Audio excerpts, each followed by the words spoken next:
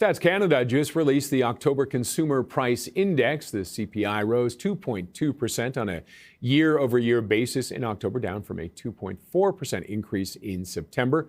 Let's get more from Jimmy Jean, the chief economist and strategist at Desjardins. Jimmy, thanks as always for joining us. Thanks for having me. The numbers are just coming out, and you've had a chance to kind of early look at it. Initial reaction? Yeah, well, we see a bit less of a deceleration than we thought, but still, at 2.2% from 2.4%, it's still some deceleration. And when looking at some of those the core measures, the Bank of Canada's preferred measures, you're seeing a slight deceleration as well. So I think the previous month, we had a surprise on the upside. Now, I wouldn't say that's necessarily the case here, and the Bank of Canada was pretty clear that it was happy keeping rates at 2.25%, provided that inflation continued to track generally its expectations. I think this number is not one that will raise some eyebrows on their end.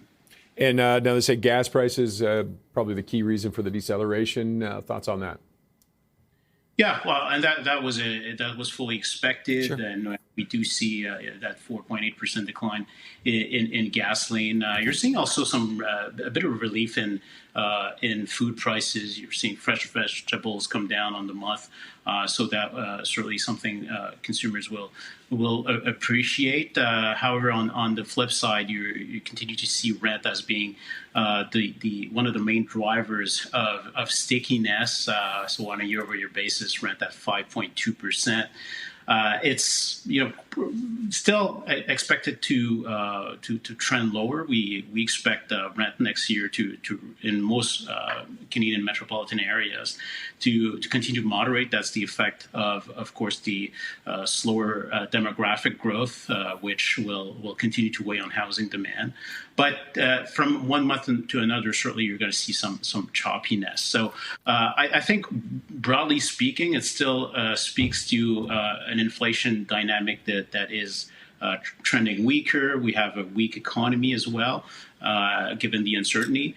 And so that will continue to make the Bank of Canada comfortable in terms of its policy, its monetary policy. Now, we've seen the grocery prices. I mean, that's been the big concern with inflation over time. They've been higher than expected. And it was good news today that they didn't go down. They seem to be a little more contained, I should say. Is this a one-off number, do you think? Or is this more of a trend that we're going to start to see a more disinflation with the grocery prices where they're not going to have such an upward pressure?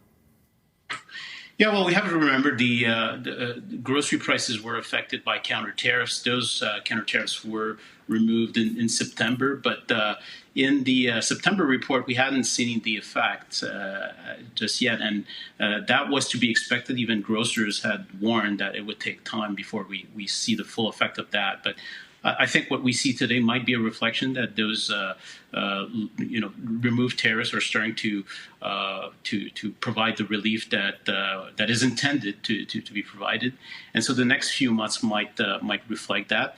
But then, in the back end, it will be more about what's happening globally, global food prices, and so on. So even in typical times, food prices can be very volatile.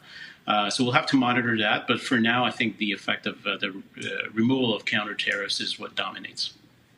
I'm looking at some of the details now. We're getting them in now. The prices for cellular services increased year over year after being on declines.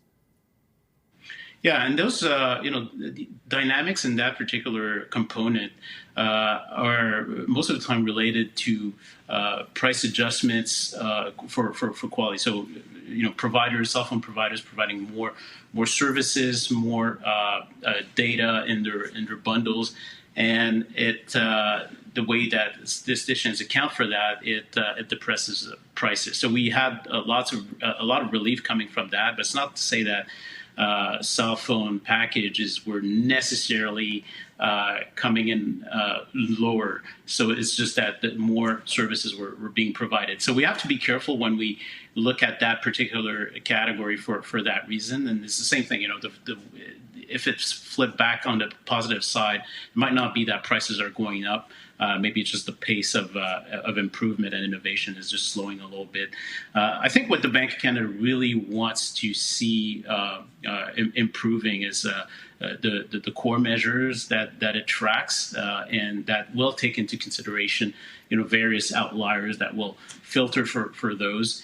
And on that front, what we see is that one of its measures moved from 3 to 2.9%. That's sort of symbolic because it has a target range between 1 and 3%. So I think it will be satisfied to see that one move back into the control range.